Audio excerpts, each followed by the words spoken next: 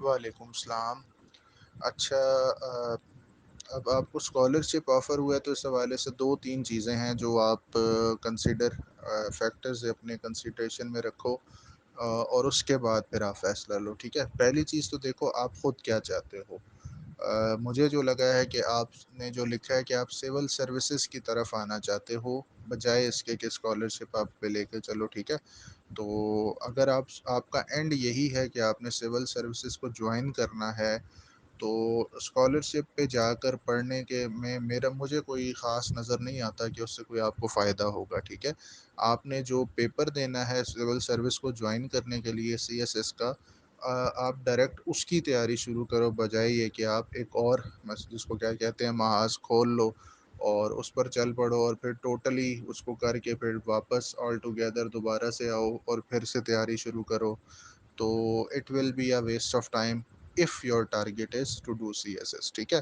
having said that، اب دوسری طرف ہم یہ بھی دیکھ لیتے ہیں کہ اگر آپ اسکالرشپ پر جا رہے ہو تو اٹ مینس دیٹ آپ کا اپنا خرچہ تو کوئی نہیں ہونا، ٹھیک ہے نا۔ آپ کو کچھ نہ کچھ فائدہ ہی ملے گا اس سے، ٹھیک ہے۔ کچھ نہ کچھ آپ اپنے معاملات چلانا شروع کر دو گے، ٹھیک ہے۔ اور اس میں اگر آپ یہ سوچتے ہو کہ اپنے آپ کو اوپن رکھتے ہو to go for scholarship there and then you want to do job in Hungary as well, ٹھیک ہے نا، یعنی آپ ہنگری یا یورپ میں ہی پھر پڑھ کے آگے وہیں جاب اپرچونیٹیز کو ایکسپلور کرنا چاہتے ہو، تو پھر تو ٹھیک ہے، ٹھیک ہے۔ اس میں یہ ہے کہ آپ کو وہاں پر یہ پروبیبلٹی زیادہ ہوگی کہ اگر آپ وہاں اچھے طریقے سے اپنی ڈگری کو کرتے ہو تو آپ کو وہاں پر کوئی امپلائمنٹ مل جائے اور پھر آپ اپنا کیریئر وہیں پر اس کو ڈیولپ کرو فردر، ٹھیک ہے۔ تو یہ تو صحیح ہے،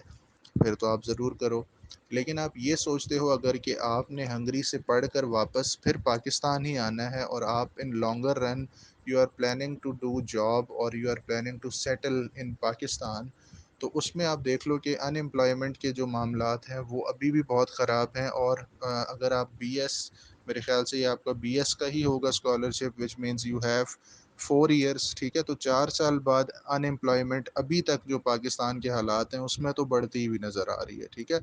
اٹ مینس کہ جو جاب آج جس کے لیے آپ کو کمپیٹ کر کے وہ جاب لینا ہے، 4 سال بعد it will be many times more difficult for you to get the job as the number of candidates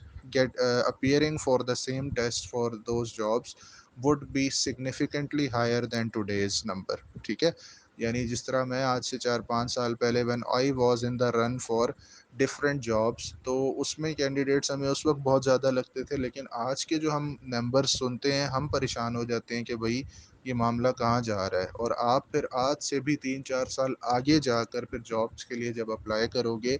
تو you will have a very tough time finding the job, ٹھیک ہے۔ تو اگر یہ پلان ہے کہ بھئی باہر جا کر رہنا ہے، باہر ہی سیٹل ہونا ہے، اپنے کیریئر کو باہر ہی پرسیو کرنا ہے، تو پھر تو ٹھیک ہے، آپ اسکالرشپ پر جاؤ اور آگے پھر پڑھو، بے شک مزید اس ڈگری میں ایم ایس کرو، پی ایچ ڈی کرو، اور وہیں اپنے جاب ساتھ ساتھ بناتے رہو، تو پھر تو ٹھیک ہے۔ لیکن if you are planning in long run to return back to Pakistan and to do job over here or to do CSS، then this scholarship is of no use to you، ٹھیک ہے۔ اب یہ سارے factors میں نے آپ کے سامنے رکھ دیے ہیں۔ now take decision what you want to do as per these factors, ٹھیک ہے۔ اگر آپ چاہتے ہو کہ آپ نے پڑھنا ہے باہر اور باہر ہی سیٹل ہونا ہے تو ٹھیک ہے، go for the scholarship. Otherwise اگر سی ایس ایس کرنا ہے یا پھر آپ نے کوئی بھی جاب یعنی فیوچر پلانز میں آپ نے پاکستان میں ہی آ کر کام کرنا ہے، then I think this scholarship would be of no use to you because competition would get higher and higher after 3 or 4 years as per the situation which from which we are going through today, ٹھیک ہے نا۔ آج کل جو ہم سے جس situation سے گزر رہے ہیں اس میں اگر یہ ایسے ہی چلتی ہے تو پھر کمپٹیشن بڑھے گا ہی، کم نہیں ہوگا، ٹھیک ہے۔ تو ان چیزوں کو مد نظر رکھتے ہوئے آپ اپنا ڈیسیجن لے لو۔